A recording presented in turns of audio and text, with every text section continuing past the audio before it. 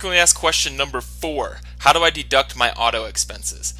So there are two different ways you can deduct your auto and driving expenses. One is very difficult and one is very easy. The first one, the most difficult one, is the actual expense method. And to do this, you're going to have to track every expense with your car for the entire year. So every time you fill it up with gas, every time you get your oil changed, every time you have a repair, every time you get the tires balanced, every single thing associated with your car that you have an expense on, you'll have to track it and keep the receipt.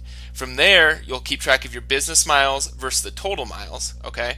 So let's say you drove 10,000 miles for business, or 10,000 miles total, 5,000 miles for business. That means your rate of business versus personal is 50%.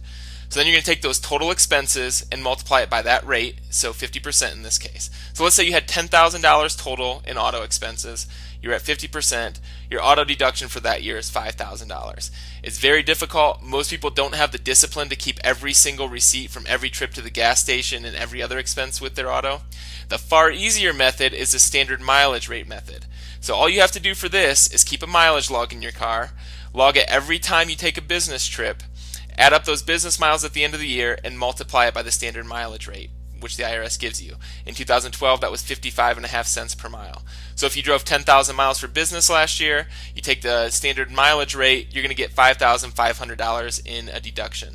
Now, a lot of times the actual expense method will get you a slightly higher deduction than the standard deduction method, but in my opinion, it's not worth the headache. It's not enough of a difference to go through tracking all those expenses.